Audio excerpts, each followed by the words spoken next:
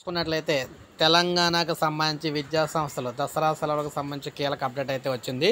So మనం చూసుకున్నట్లయితే ఎట్టకేలకు ప్రభుత్వం అయితే సెలవులకు సంబంధించి ఆదేశాలు అయితే జారీ చేసిందనమాట. సో దసరా సందర్భంగా అంటే దసరాను పురస్కరించుకొని విద్యా సంస్థలకు అయితే సేవలు అయితే ఇచ్చేందుకు ఆల్రెడీ ముందుగా చెప్పారు టైం టేబుల్. అయితే దానికి ప్రకారం జీవో అయితే విడుదల చేయాలి కాబట్టి జీవోని అయితే విడుదల చేయడం అయితే జరిగింది. అందరూ ఊహించినట్టుగానే 2వ తారీఖు నుంచి 14వ తారీఖు వరకు కూడా సేవలు అయితే ఉంటాయని చెప్పేసి రాష్ట్ర ప్రభుత్వం అయితే తెలియజేసిందనమాట.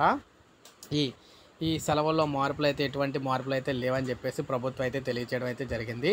రాష్ట్ర వ్యాప్తంగా 1వ తరగతి నుంచి 10వ తరగతి విద్యార్థులందరికీ కూడా మొత్తంగా దసరాకు సంబంధించి 2వ తారీఖు నుంచి పట్టుకొని 14వ తారీఖు వరకు కూడా సేవలు అయితే ఇస్తూ ఇక్కడ మనకి రేవంత్ రెడ్డి గారు అయితే జీవో జారీ చేశారనమాట. సో ఈ నేపథ్యంలో రాష్ట్ర వ్యాప్తంగా విద్యార్థులందరికీ కూడా ఎందుకంటే మార్పు అయితే లేదనమాట. మార్పు అయితే చేస్తారనుకున్నారు, సెలవులు అయితే తగ్గిస్తారని చెప్పేసి అనుకున్నారు. కానీ యాజ్ యూజువల్గా ముందు చెప్పినట్టుగానే కంటిన్యూ చేయడం జరిగింది. ఇది గుడ్ న్యూస్ అని చెప్పుకోవచ్చు.